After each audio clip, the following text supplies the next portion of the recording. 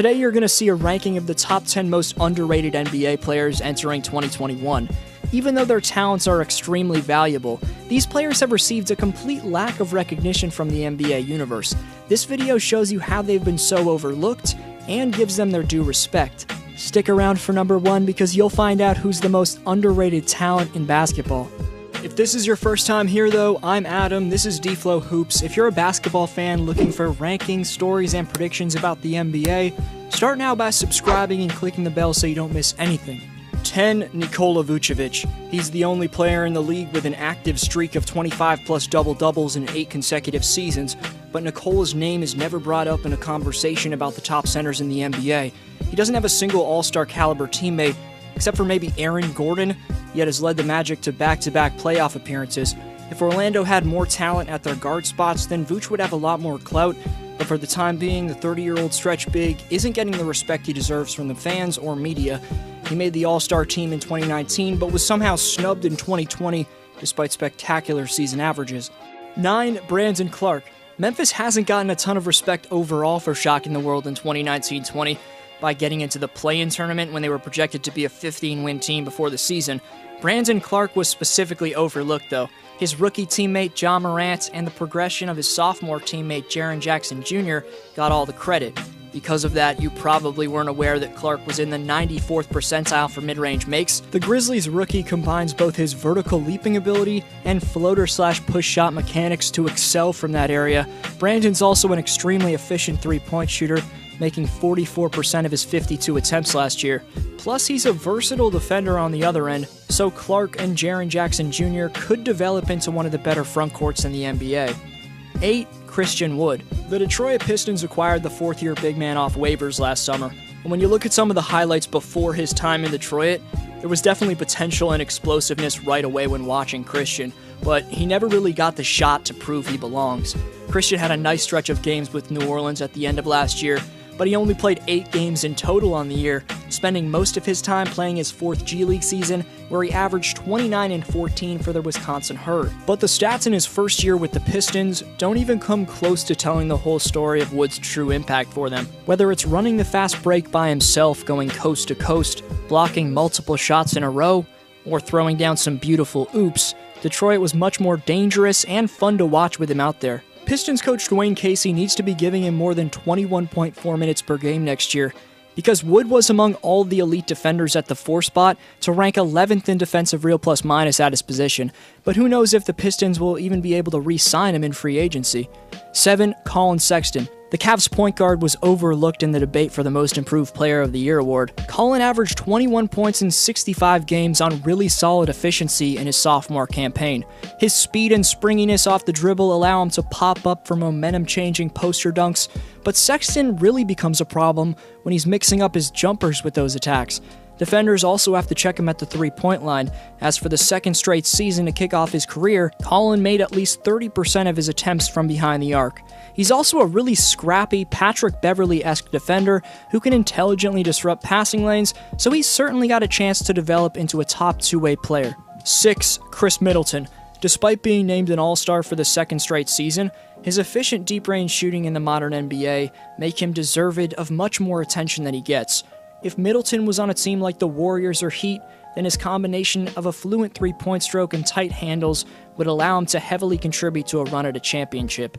In this year's second round, Chris averaged 25.6 points and nearly 7 assists per game in the Bucks' 5-game series loss to the Heat, and he doesn't have a ton of popularity, but Chris has been one of the better sharpshooters in the league for over half a decade. 5. Spencer Dinwiddie. Opting not to play in the bubble didn't help his chances at getting name recognition, but Dinwiddie's dynamic scoring ability still doesn't get the love it deserves. The 27-year-old had a weird take on his role for the soon-to-be Durant and Irving-led Nets, saying this past October 18th, quote-unquote, "I viewed myself, if we were going to take the Golden State model, as kind of the Draymond Green." And that's really confusing when you think about it at first, because Spencer is a completely different player than Draymond, but then when you take a step back, you think, oh yeah, the value of Spencer's scoring in Brooklyn could have a similar impact as the value Draymond's defense had in the Bay. Uncle Drew, the Snake, the third option Caris LeVert, those guys are going to need another man to relieve defensive pressure, and the bench scoring of Dinwiddie should be exactly that next year. 4. Tim Hardaway Jr. He was battling a neck strain in these playoffs, but was forced to become the Mavericks' second scorer, with Luka's right-hand man Porzingis suffering a meniscus tear. With a scrappy Clipper defense game planning to stop him at a level he'd never been accustomed to, Hardaway Jr. still gave Dallas 18 points per game on very solid efficiency. Now imagine how well he's going to produce and how good Dallas will be once Tim's fully healthy and in his typical scoring role as the Mavericks' third option next to the Slovenian sensation and the unicorn. But those last two are really all you hear about with Dallas. I don't hear a lot of people talking about Timmy's contributions, but they're damn crucial to the Mavs' success. 3. Bojan Bogdanovic. Bojan was Utah's second 20-point scorer last year next to D. Mitch, but was forced to undergo season-ending wrist surgery on his shooting hand. That's always tough to bounce back from. But you can just ask LeBron James how good of a player Bogdanovic really is, as back in 2018, Bojan, with then co-star Victor Oladipo, got one win from upsetting the Cavaliers and barely lost in Game 7.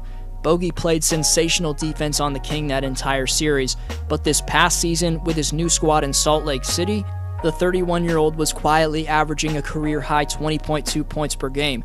Not taking anything away from Denver, but if Utah had Bojan's services, given Mitchell's breakout into a superstar, the Jazz likely would have advanced. Quickly before the top two, Big Man gets the shout out for saying he's most impressed by LeBron James gaining the all-time playoff wins record.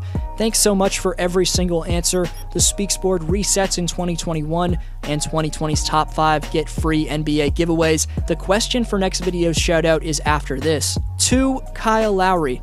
As the third option in 2019's postseason, we saw just how dominant the Raptors' bulldog at point guard could be in Toronto's run to a championship. K-Low scored the first 12 points of the Raptors' Game 6 title sealer in Oakland and scored a combined 46 points in the final 2 games of that series. But even this year, when most of Kyle's teammates wet the bed in the postseason, the 5-time All-Star willed his team into a Game 7 against an extremely talented young Celtics team. As the first option, with the entire Celtics defense keyed in on shutting him down, Lowry scored a combined 64 points in Games 3 and 6. But the reason he's underrated is, despite being the league leader in charges drawn during the regular season, and undoubtedly the best point guard defender in basketball, while being an above-average playmaking shot creator on the other end, Kyle didn't make any of the 3 All-NBA teams. He's been the backbone of the Raptors reaching the playoffs for 7 straight seasons, but remains criminally underrated. 1. Jaylen Brown.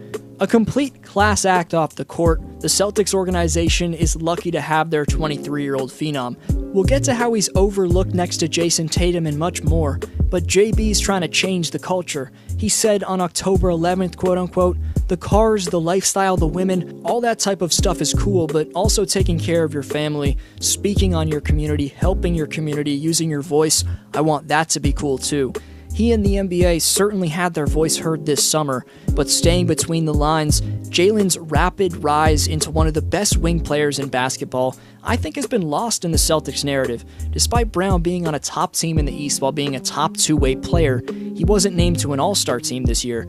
His co-stars Kemba Walker and most notably JT, Jason Tatum, receive all the hype, but Brown completely shut down Pascal Siakam in this year's second round, and then he went on to average over 23 points on 55% shooting from the field and a stunning 52.5% from three-point range in the conference finals. Boston may have come up 2 wins short of reaching the NBA Finals, but if you're a fan of one of the other East contenders next year, then Jaylen Brown's production on both ends should scare you. Let me know your favorite underrated player in the league down below, and let's be friends. Follow me on Instagram and Twitter at DFlowHoops. Keep watching some of my recent uploads, much more on the way. The draft and free agency are right around the corner, so get hyped, y'all. But this was DFlow, and I'll see you in next video.